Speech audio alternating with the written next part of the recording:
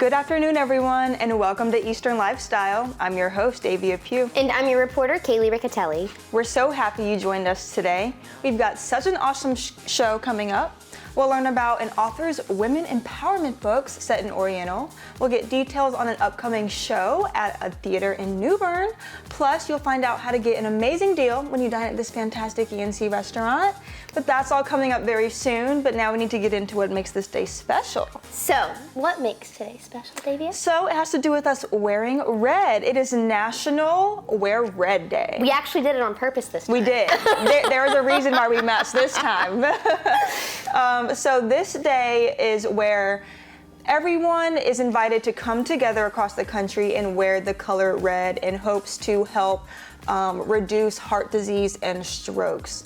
It's just about to raise awareness and spread, all of the initiatives and things that people are doing to make this process and this, thing that happens to women be reduced because It's not healthy. And we just want to take care of people. It's really important. It's women's heart health specifically. Yeah. I didn't realize it was strokes too. Strokes too. Oh, wow. Strokes too. And so this became a day in 2004. And cardiovascular diseases are, they cause 1 in 3 deaths in women every year. Wow. 1 in 3 deaths. And 87% of all heart issues are believed to be preventable. So there are actions that you can take to reduce that from happening to you or anyone else that you may know. Like, it's really important to take care of your heart, because 1 in 3 people is a lot. That's more common than I realized. I didn't realize that 87% of them were preventable. 87%. And a lot of it has to do with how we take care of ourselves, So, wear red today. You can go all out, do it. It's a great thing to do. Absolutely. Yeah. We're wearing red. We're wearing red. Yeah. Rock it out. And you know what else today is? What? So today is National Bubblegum Day. Bubblegum. Yeah. Love gum. Who doesn't love gum? Bubblegum might not be heart healthy because there's a lot of sugar in there. Yes, there is. Yes. So bubblegum was invented in 1928 by Walter Deemer, and he actually invented it on accident. Oh. So he was working at a gum factory. And they were trying to come up with bubble gum. They were trying to invent something that was more fun, more flexible than regular gum, to where people could blow bubbles with it. And he was just kind of messing around with the formula and just accidentally happened upon this perfect formula. And it was pink, so they kind of just kept it pink. Yeah. And that gum that he invented is what is now known as Double Bubble. And it's still pink. Have you ever had Double Bubble gum? Yeah, I have. It's really good. It's like my favorite. I like Double Bubble and Hubba Bubba. Yeah. Those are the classics. I love those. So hard to say. Yeah, Double Bubba, Hubba Bubba, Bubba Bubba. But did you know that before bubble gum had been around for a long time? Yeah. It was like regular just chewing gum was like invented in 1848. But before that, people would chew things like tree resin. Indigenous people, Inuit people, would chew blubber. There were people in South America who would chew coca leaves, sassafras leaves, mint leaves. All of them kind of replaced gum before it was an official product. That's really interesting. We all should definitely go and have some gum today. Absolutely. And so just speaking of gum, chewing gum is fun to do, right? Yeah. And if you need some fun Super Bowl planned, you can head to Halftime Pub and Grub in New Bern. They're having their annual Super Bowl party this Sunday. Tickets are $10 per seat, and it pays for admission and a raffle ticket. There will be giveaways that include NFL game tickets, big screen TVs, gift cards, and more. So for tickets and more information, contact Halftime Pub and Grove. How fun. I am so excited for the Super Bowl. Right? It's going to be good. I love football. Do you love the commercials? Do you think, is that one of your favorite parts of watching? Yeah. I watch it for the football, but my team isn't in there.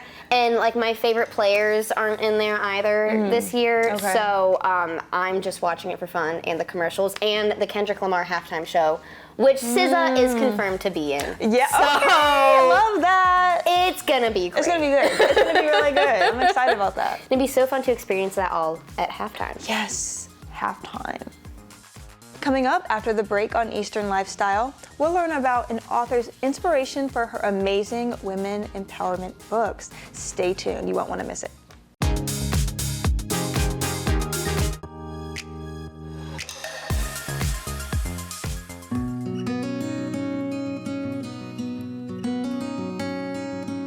Welcome back. I'm your host, Davia, and today we are here with author and counselor Heather W. Cobham, and she's here to tell us all about her inspiring and empowering women-focused books. Thank you so much for being with us, Heather. You're welcome. I'm glad to be here. So can you please tell us what inspired your journey into writing as a career? Well, I have always loved to write. As a young child, I wrote poetry, short stories, and things like that. And I always knew I wanted to write a book. And so I just kept journaling, kept writing, and then it happened when we moved down to Oriental in Pamlico County, not far from here. And the inspiration got stronger, and so I decided to follow through. And so part of it is just that internal desire to be creative and to write. And the other part that inspired me to start my writing is my other career as a mental health counselor. And I thought I would be writing a nonfiction book, but then I thought it would be a lot more fun to share some of the messages I wanted to in fiction. And so my hope is that people also take away some positive coping skills and things like that from reading my novels. So it's kind of twofold what got me inspired. That's amazing. And so I know like the message behind your books is like about women finding strength and wisdom in like a southern coastal setting, specifically Oriental. Mm-hmm. What inspires you to make that your message and like the location for your books? Okay, well I'll start with the location part. Yeah. When my husband and I were living in Raleigh, and I grew up in North Carolina, in Clinton, North Carolina. But when we got to Oriental, well, as one of my characters in my new book says, it felt like a piece of the puzzle, you know, the last piece of the puzzle that you just put it into place. That's how I felt when I got to Oriental. And so that location was very healing to me and calming and inspiring. And so it just made sense. That's amazing. Okay. What advice would you give to aspiring authors? Keep writing and don't give up on yourself. I think the biggest thing I've learned, it took me 7 years to write my first book. I was working a full-time job at that time, but I would stop for months at a time because I thought, this is dumb. Nobody wants to read my book. Who do I think I am writing a book? And then I would go back and do it again, you know. Yeah. And so, but I've learned over time to just, that voice doesn't totally go away, but just to set it to the side. And if you have that calling and you have a story that's churning, just tap into it and don't doubt yourself. And keep moving forward. One of my mentors for writing, she said, if you have the inspiration to write something, there's at least one person that needs to hear it. Yeah. So we might not, you know, I might not be living in a mansion like Nicholas Sparks up in New Bern, but you know, the touching 1 or 2 or 3 or 100 people's lives, that is worth everything. Makes a huge difference. Yeah, and so whether it's, you know, 1 or 1,000,000, I think we all have a obligation to follow through on those inspirations that are inside us. So I love that, yeah. Yeah, so please Awesome. Keep writing if that's your dream. Awesome. Where can people go if they want to purchase your books or learn more about you? Sure. I have a website, which is www.heathercobham.com, and you can learn more about me and my novels, as well as book club questions, things like that, and they're for sale, the autograph copies. Okay. They're also available at the Next Chapter bookstore in New Bern and on Amazon. Awesome, awesome. Well, thank you so much, Heather, for sharing. Oh, you're welcome. It's great to be here.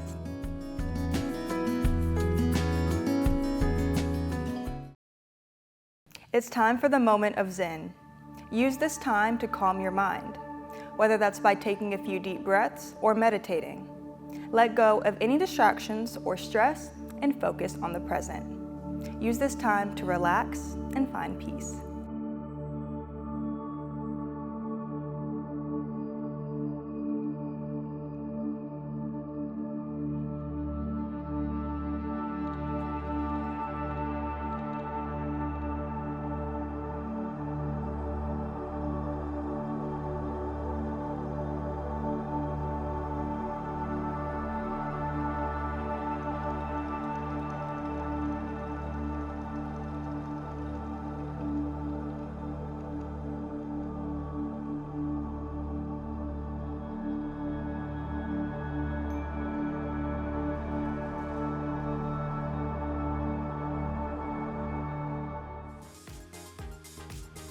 I'm Kaylee Riccatelli, and coming up on Eastern Lifestyle, I'll tell you about this heartwarming show that's coming to a local theater and how you can get tickets to attend.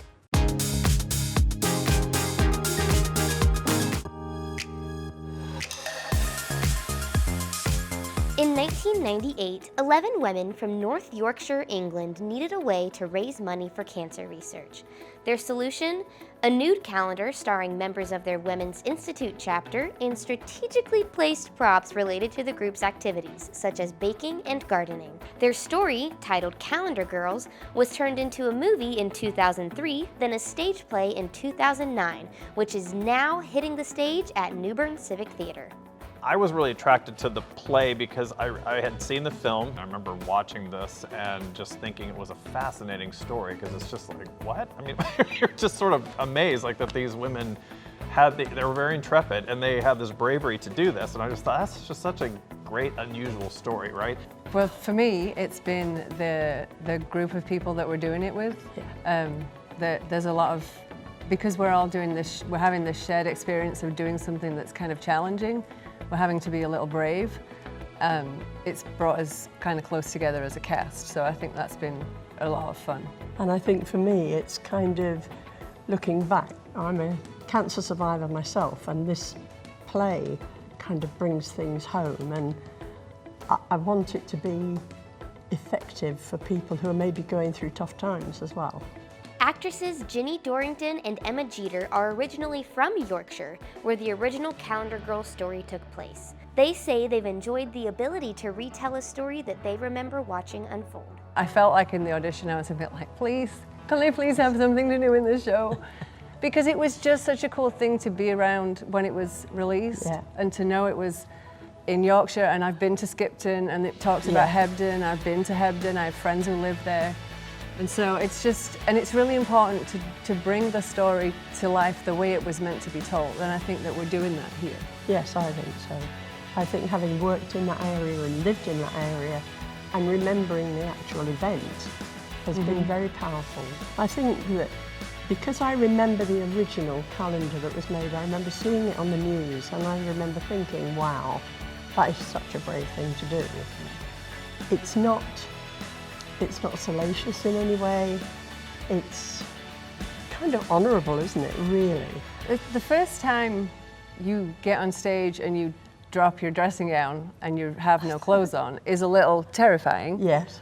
But then it becomes kind of empowering. It feels liberating almost, like it's just a body and they're all different, and it doesn't matter what shape they are, what age they are, and we're all different shapes and ages and sizes. And it's all in the family at Bern Civic Theatre, as Bella Jeter, daughter of Emma and granddaughter of Ginny, is also working behind the scenes of Calendar Girls as assistant sound director.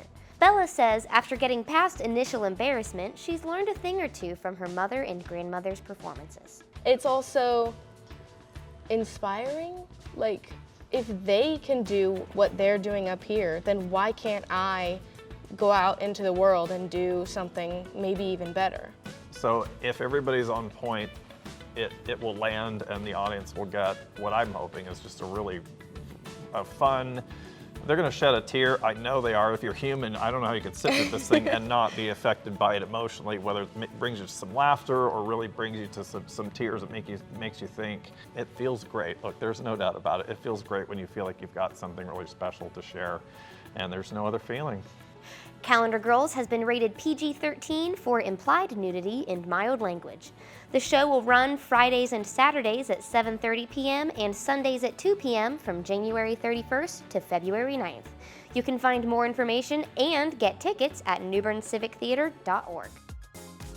It's time for the life hack of the day. Did you know that you can use a soda tab to double your closet space? You just slide the tab over a hanger hook, then hang a second hanger through the tab's hole. That's wild. When I was like, that's insane. I really gotta need try that. Hold on. Never thought to do that ever, but that's so cool. Could you just do that like infinitely? Like just put a pop tab on a whole bunch of hangers and just hang like stack like 4 probably articles of clothing. That's crazy. I'm about to drink cans or drink beverages out of cans, the amount of which you've never seen before, because I need You need to do more that. closet Yeah, I'm sure you can buy like some by themselves. You know, you probably Maybe. can. I mean, you can buy anything nowadays. And it's recycling. Yeah, exactly.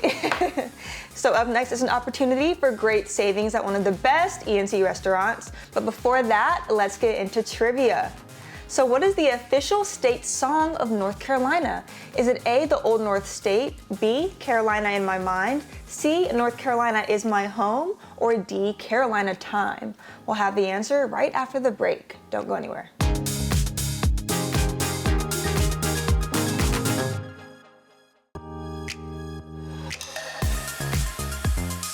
All right, we're back. So if you guessed A, the Old North State, you are correct. The Old North State became the official North Carolina state song in 1927. It's time to be our guest, where we help you save money while having a delicious dining experience. And today we're at Seared Chophouse in Greenville.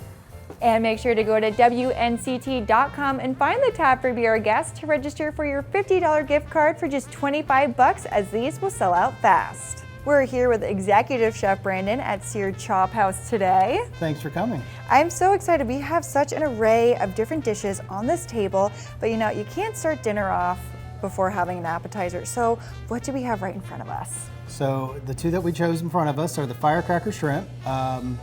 It's a really popular dish. It's got a lot of flavors. It's shrimp that's tossed in a little bit of cornstarch, lightly fried, and tossed in our firecracker sauce. Yum. And then our pork belly bites.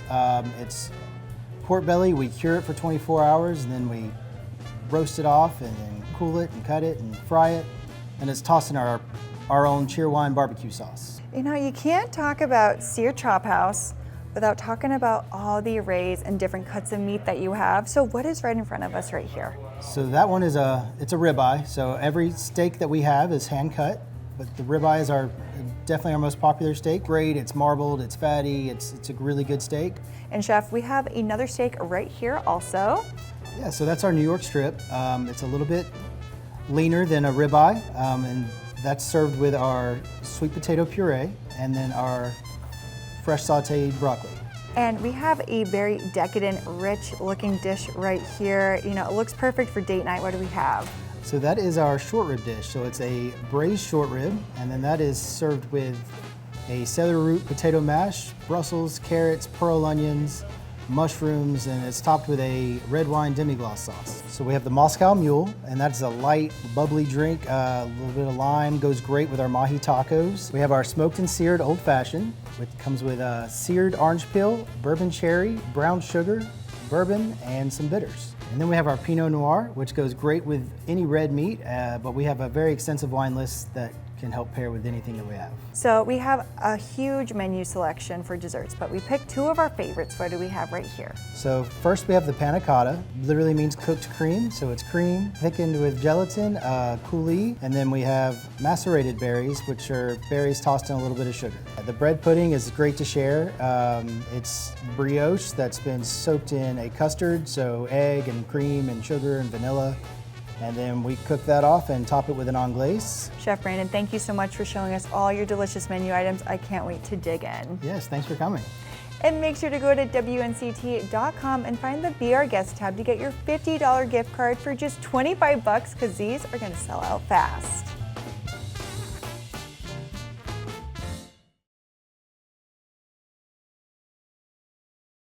Hey, I'm Chris. This is On the Record. Got a little bit of a historical capsule for you. This one is No Nukes.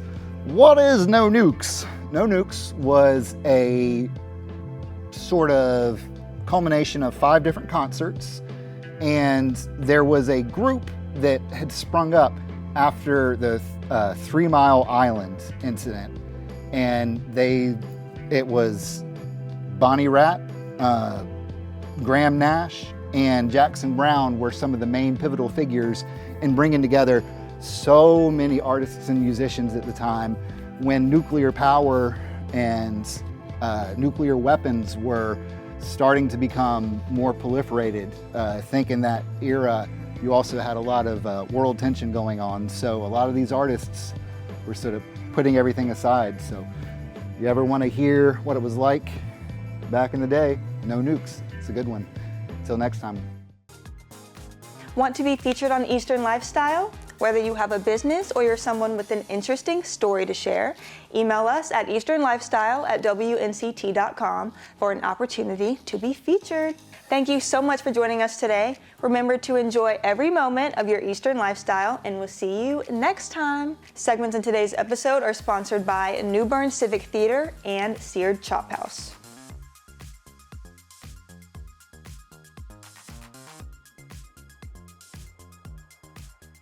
Catch all the latest and past episodes At WNCT.com/Eastern-Lifestyle. Stay connected with @Eastern Lifestyle 9 for an exclusive look behind the scenes.